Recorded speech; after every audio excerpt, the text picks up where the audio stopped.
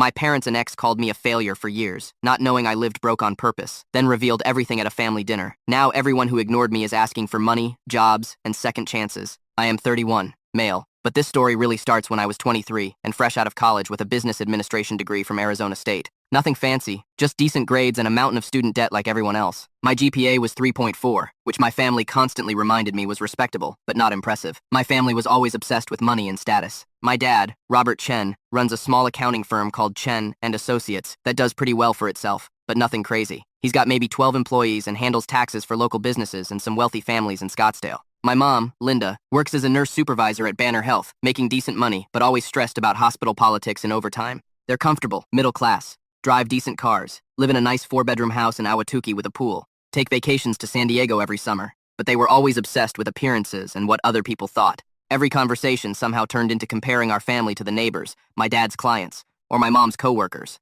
My older sister, Jessica, married this finance guy named Derek when she was 24. Derek works at some mid-tier investment firm called Southwest Capital Management, making maybe $120,000 and acts like he's Warren Buffett reincarnated. Drives a leased BMW 3 Series, wears expensive suits from Men's Warehouse, talks constantly about his portfolio diversification and market strategies at every family gathering. My parents absolutely worship this guy because he fits their narrow definition of what success looks like. Derek closed another major account today. My dad would announce at dinner like Derek had just won the Nobel Prize. Real estate investment trust for a client with $800,000 in assets. My mom would beam like Derek was her own son. Such a smart young man, so driven. Then there's me, Ryan. I was always the quiet, creative kid who spent too much time sketching product designs in my notebooks and reading business books instead of playing sports or socializing. While Jessica was doing dance classes and beauty pageants, winning little plastic trophies that my parents displayed like Olympic medals, I was learning about supply chains and manufacturing processes from library books. My parents saw this as antisocial behavior rather than valuable interests. They'd find me reading about logistics management or product development and shake their heads with disappointment. Ryan needs to learn how to network, my dad would say to my mom. Like I wasn't sitting right there. Product development is fine as a hobby, but real success comes from relationships and sales ability. You can't make money sitting alone reading books. He's too introverted. My mom would agree. How's he going to succeed in business if he can't even make small talk at parties? When I graduated college in 2015, I couldn't find a decent job immediately. The job market was still pretty tough, especially for new grads without family connections or impressive internships. I sent out probably 200 applications over 4 months and got maybe 12 interviews. Most companies wanted 3 years of experience for entry-level positions, which made no sense. I finally ended up taking a position at a small logistics company called Desert Transport Solutions, making $42,000 annually while living in a terrible apartment complex called The Palms, with 2 roommates who left dirty dishes everywhere and played video games until 3 o'clock a.m. every night. The apartment had brown carpet that looked like it hadn't been cleaned since the 1990s, a kitchen with appliances that barely worked, and thin walls where you could hear every conversation from neighboring units. My family's reaction was predictably disappointing. See, this is what happens when you don't apply yourself, my mom would say during our weekly family dinners. Derek had 3 job offers before he even graduated because he worked properly and interned at prestigious firms. You should have studied finance or law, my dad would add. Business administration is too general. You need specialization to command respect in the marketplace. But the real problem wasn't my family's constant criticism. The real problem was my girlfriend at the time, Madison. Madison Rodriguez and I met during our junior year at ASU. She was studying marketing with a minor in communications and came from serious money. Her dad, Carlos Rodriguez, owned a chain of successful car dealerships across the Phoenix metro area, Rodriguez Auto Group. You've probably seen their commercials on local TV with the jingle, "Raj has the deals that make you smile." Madison was used to a lifestyle I couldn't even imagine. Designer bags from Nordstrom that cost more than my monthly groceries. Weekly trips to expensive restaurants in Scottsdale, where single entree cost $45. Spontaneous shopping sprees that cost more than my monthly rent. Vacations to Cabo and Vegas funded entirely by Daddy's credit card. Her apartment near campus was a luxury 2-bedroom that her parents paid for, complete with granite countertops, stainless steel appliances, walk-in closets, and a view of Tempe Town Lake that probably added $500 to the monthly rent. When we first started dating, I thought she was just a little high maintenance, but basically good-hearted. She was absolutely gorgeous. 5'6" and blonde hair with perfect highlights that cost $300 every 6 weeks. Fitness model body from her personal trainer, the kind of girl who always looked like she stepped out of an Instagram photo shoot. I was completely smitten and honestly way out of my league in terms of looks and social status. But Madison had very specific ideas about what her post-graduation life should look like. She wanted a guy who could take her to expensive steakhouses every weekend, buy her jewelry for random occasions, take her on exotic vacations, drive nice cars, live in upscale neighborhoods. When I was making $42,000 and splitting rent 3 ways in a complex where the pool was always broken, that lifestyle wasn't exactly feasible. It's not about the money, she'd say, which is what people always say when it's absolutely about the money. It's about ambition. It's about having goals and working towards something better. I want a partner who wants more out of life. The constant comparisons started pretty quickly and got worse over time. Her friend Sarah was dating a pharmaceutical sales rep named Brad, who made $85,000 and drove a new Mustang. Her friend Brittany's boyfriend was a real estate agent who had his own Escalade and took her to Napa Valley for weekends. Her friend Ashley was engaged to a guy named Connor who owned a CrossFit gym and was already talking about opening a second location. I just don't understand why you're satisfied with so little, Madison would say when I'd suggest we stay in and order pizza instead of going to some overpriced steakhouse where appetizers cost $18. Don't you want more for yourself? For us? Don't you want to build something meaningful? The worst part was that she'd say these things in this sweet, concerned voice, like she was genuinely worried about my lack of ambition, rather than just disappointed that I couldn't fund her lifestyle expectations. The breaking point came about 8 months into my logistics job. Madison wanted to go to her friend Chloe's bachelorette party in Miami. The weekend would cost about $1,200 per person after flights, hotels, clubs, spa treatments, and expensive dinners. I had maybe $800 in my checking account after paying bills, and my credit cards were already carrying balances from trying to keep up with Madison's expectations. Then figure it out, she said like it was the most obvious thing in the world. Put it on a credit card, ask your parents for help, pick up extra shifts. This is important to me. I'm not going into debt for a party, I told her. And I'm definitely not asking my parents for money to fund your vacation. God, Ryan, you're so cheap. It's like you don't even care about my happiness or the things that matter to me. We had a huge fight that ended with her storming out of my apartment, slamming the door so hard that my roommate came out to ask if everything was okay. The next day, I found out through social media that she'd gone to the party anyway with her friend Tyler, who owned a small construction company and apparently had no problem dropping $1,200 on a weekend trip. When she came back from Miami with a perfect tan and hundreds of Instagram photos, she acted like nothing had happened, but things were obviously different. She started canceling our dates, being distant and cold when we did hang out, always on her phone texting other people. I found out she was officially seeing Tyler when my buddy Jake spotted them having dinner at some upscale restaurant in Old Town Scottsdale. The breakup conversation was absolutely brutal and happened in my crappy apartment while my roommates were home, so they probably heard everything.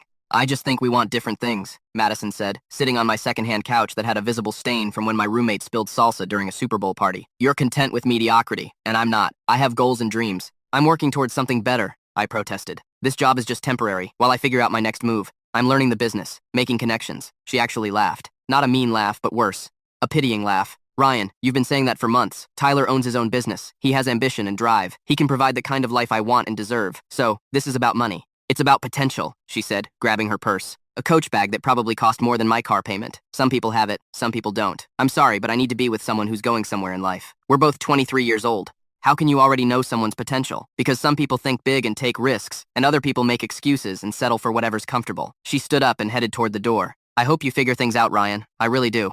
But I can't wait around for you to grow up. The worst part? My family basically agreed with her assessment when I told them about the breakup. I went to my parents' house the next Sunday for our regular family dinner, expecting at least some sympathy or support. Instead, I got a lecture about personal responsibility and relationship management. Madison was good for you, my mom said while serving her famous pot roast. She pushed you to be better and think bigger. Maybe you should consider what she said instead of just feeling sorry for yourself. She was a gold digger who wanted me to go into debt to fund her lifestyle, I said. She was realistic about what she wanted in a partner, my dad replied, cutting his meat with surgical precision. A woman like that has options. You need to ask yourself why she'd choose someone else over you. My sister Jessica was even worse. She and Derek had been married for about a year at this point, and were clearly the golden couple of the family. Madison was way out of your league anyway, Jessica said matter-of-factly. Tyler actually owns 3 construction crews and just bought a house in Paradise Valley for $750,000. Cash down payment. Maybe this is a wake-up call, Derek added, adjusting his expensive watch.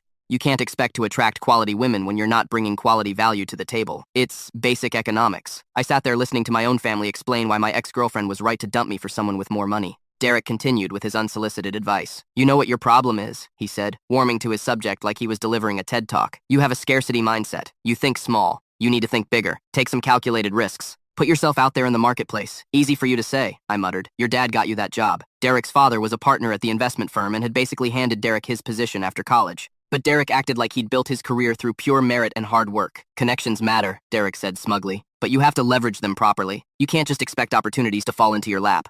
My mom nodded approvingly. Derek's right. You need to be more proactive about your career development and more realistic about your dating prospects, Jessica added.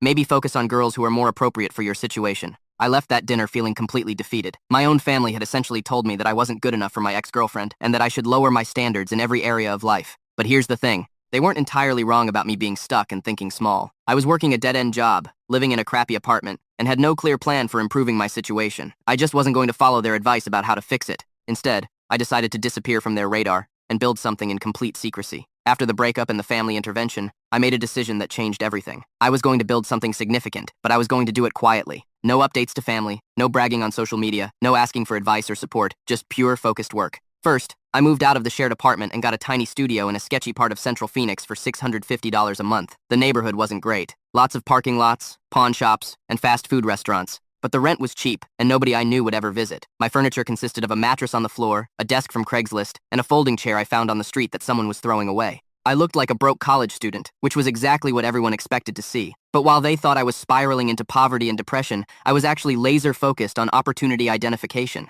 I kept the logistics job for steady income and health insurance, but started researching business opportunities during every spare moment. I was working 70 to 80 hours a week between my day job and my research, but keeping completely quiet about it. The idea came from my time at Desert Transport Solutions. I noticed how incredibly inefficient small businesses were at sourcing products. They'd pay ridiculous markups, sometimes 300 to 400% above wholesale, because they didn't know how to find manufacturers directly or were too intimidated to deal with international suppliers. For example, a local restaurant owner was paying $45 for specialty kitchen tools that I could source directly from manufacturers for $12. A boutique clothing store was paying $80 for items that cost $15 to produce. The margins were absolutely insane if you could cut out the middlemen and connect buyers directly with producers.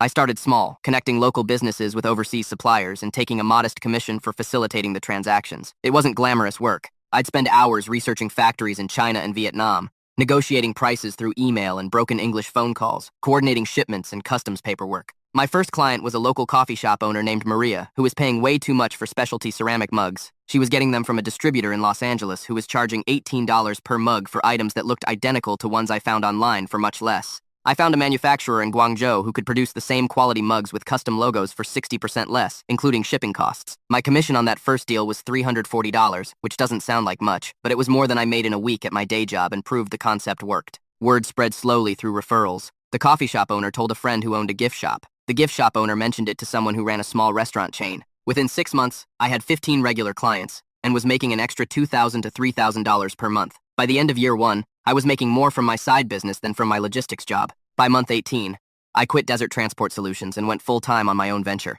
But here's where my strategy got interesting. Instead of celebrating or telling anyone about my success, I actually started looking even more broke than before. I kept the terrible studio apartment, continued driving my 2003 Honda Civic with the dented door and faded paint, dressed like I shopped exclusively at thrift stores and clearance racks. Meanwhile, I was saving and reinvesting almost everything. My total living expenses were maybe $2,000 a month, and I was banking the rest. My family saw me driving the beat-up car and assumed I was barely scraping by on unemployment or odd jobs. Ryan is really struggling. I heard my mom tell her sister during a family barbecue I reluctantly attended. He won't even ask for help. It's like he's given up on himself. Some people just don't have the drive to succeed, Derek said, standing by the grill in his polo shirt and designer sunglasses. It's sad, but not everyone can handle the pressure of real business. I smiled and nodded and kept building my empire in complete secrecy. The beauty of my business model was that it was almost invisible. I worked from my laptop, communicated through email and messaging apps, and met clients at coffee shops or their offices. Nobody knew how much money was flowing through my operation because everything looked casual and small scale. By year 2, I had over 40 regular clients and had started developing relationships with manufacturers who trusted me enough to offer exclusive deals. But more importantly, I began developing my own products. Year 2 was when things really exploded in ways I hadn't anticipated.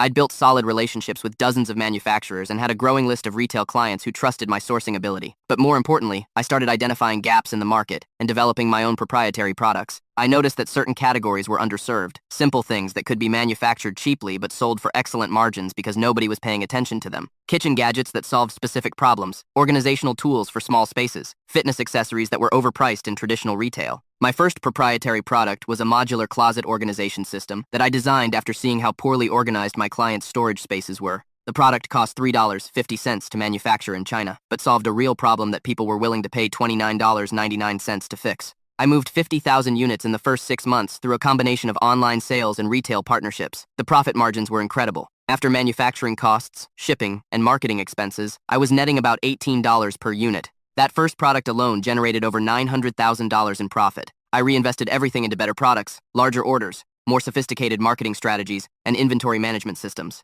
The business grew from $5,000 a month to $30,000 a month to $85,000 a month. By early 2018, I was pulling in over $200,000 per month between various product lines and still growing rapidly. But I continued to look like a broke graduate student who couldn't get his life together. Family dinners became increasingly painful as my apparent failure contrasted with everyone else's conventional success. Madison had married Tyler in a lavish ceremony at the Four Seasons Scottsdale that probably cost $80,000. They bought a $650,000 house in Paradise Valley with a pool, three-car garage, and mountain views. Jessica and Derek upgraded to a bigger place in Ahwatukee and started talking seriously about having children and building generational wealth. Everyone was moving forward with their lives while apparently I was stuck in permanent adolescence. "We're worried about you," my dad said during one particularly uncomfortable dinner. "You're 27 years old and still living like you're in college. When are you going to get serious about your career and start building something meaningful?" "I'm working on some projects," I said vaguely, which was technically true, but deliberately misleading. "Pros," Derek scoffed, setting down his glass of expensive sparkling water. "That's code for unemployed.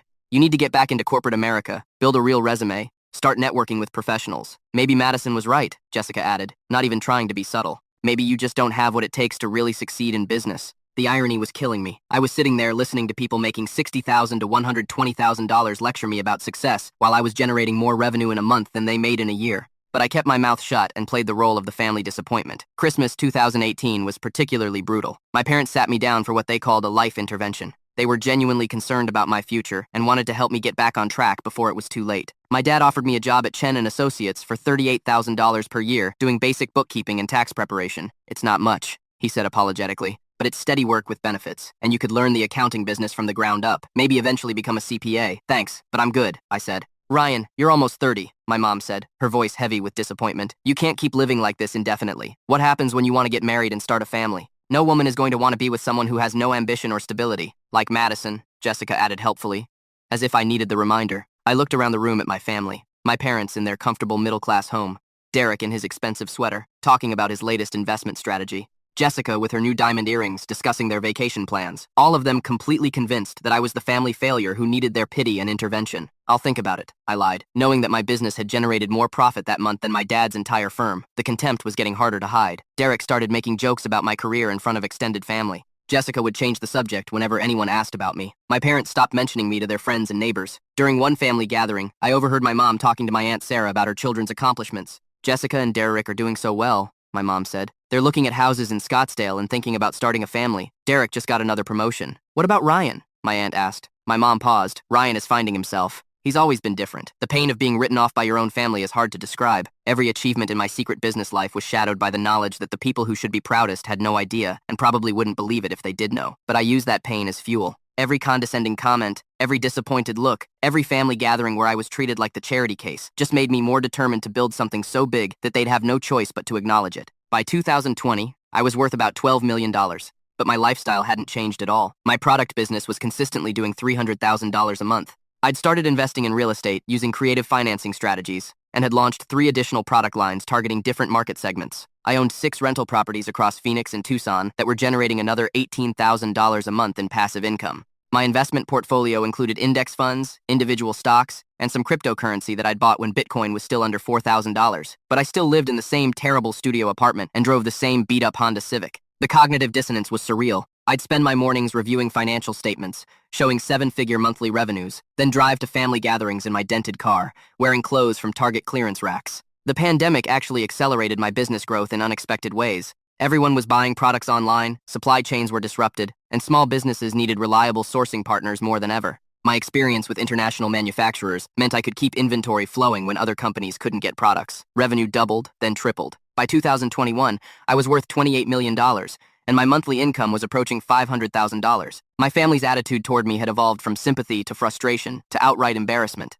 They'd moved past worrying about me to being actively ashamed of my apparent failures. "I don't know what to tell people anymore," my mom confided to Jessica during a phone call that I overheard. "Mrs. Patterson asked about Ryan at book club, and I had to pretend he was exploring different opportunities or something equally vague. Maybe it's time for some tough love," Derek suggested during one family dinner. "Cut him off financially. Force him to grow up and take responsibility." "We're not giving him money," my dad protested. "No, but you pay for his phone. You invite him to family vacations. You include him in family events," Derek replied. "You're enabling this lifestyle. Sometimes people need to hit rock bottom before they make real changes." This was particularly rich coming from someone whose parents had paid for his MBA and given him a $50,000 down payment on his first house. But Derek had convinced himself that his success was entirely self-made. The breaking point came in March 2022 at Jessica's 30th birthday party. It was held at some upscale restaurant in Old Town Scottsdale called The Mission, the kind of place where appetizers cost $22, and the ambiance is more important than the food. The restaurant had exposed brick walls, dim lighting from expensive fixtures, and servers who acted like they were doing you a favor by taking your order. Everyone was dressed in business casual or cocktail attire, sipping craft cocktails that cost $16 each. Madison was there with Tyler, looking exactly the same as she had in college. Perfect hair, perfect makeup, designer dress that probably cost more than most people's monthly rent. Tyler had put on weight and was losing his hair, but his Rolex was shiny and his construction business was apparently thriving. I showed up in jeans and a t-shirt because I honestly didn't own anything nicer despite being able to afford the most expensive clothes in the city. I mean, I could have bought the entire restaurant chain, but they didn't know that. Madison made a deliberate point of coming over to say hello, probably out of some combination of curiosity and pity. "Ryan, oh my goodness, how are you?" She gave me the kind of hug you give someone at a funeral. Brief, awkward, and full of sympathy. "I'm doing well," I said simply. "That's great. You look," she paused, taking in my discount store appearance. "Exactly the same as college." Tyler appeared beside her, craft beer in hand and expensive watch catching the light. "Ryan, dude, good to see you. How's the business stuff going? Can't complain." "That's awesome, man. You know, if you ever want to get into something real with growth potential, I could always use a good administrative assistant. The construction business is absolutely booming right now." I smiled politely. "Thanks. I'll keep that in mind." Madison touched my arm in that condescending way that wealthy people use with poor relatives. "It's so great that you're staying positive and keeping your chin up. Not everyone is cut out for big success, and that's perfectly okay. Some people are just meant to be workers, not leaders," Tyler added, nodding sagely. "Nothing wrong with that. The world needs all types." They walked away, probably thinking they'd done their good deed for the day by acknowledging the family charity case who never got his life together. But watching them walk away, Madison in her designer heels and Tyler with his construction company's success story, I realized that I was done hiding. Done pretending to be something I wasn't. Done letting people who had accomplished far less than me treat me like a failure. That's when I decided it was time for the reveal. The next morning, I called my dad and asked him to organize a family dinner for the following weekend. I told him I had some important news to share and wanted everyone there. "Good news, I hope," he said, probably expecting me to announce that I'd finally gotten a real job or maybe found a girlfriend who was willing to date down. "Life-changing news," I replied cryptically. Saturday night, everyone gathered at my parents' house. Jessica and Derek, my parents, even my cousin Mike, who happened to be visiting from Tucson. I'd specifically asked my dad to invite Madison and Tyler, which confused him, but he did it anyway. "Why them?" he asked. "Trust me, you'll understand." I showed up in the same beat-up Honda Civic, wearing jeans and a polo shirt I'd had since college. Everyone was already there, making small talk and drinking sodas, probably wondering what kind of announcement the family failure could possibly have to make. The dining room felt familiar but different. I was seeing it through the eyes of someone who could buy and sell everything in the room without thinking twice about the cost. "Okay, Ryan," my dad said once we'd all sat down around the mahogany table. "You said you had news to share with everyone."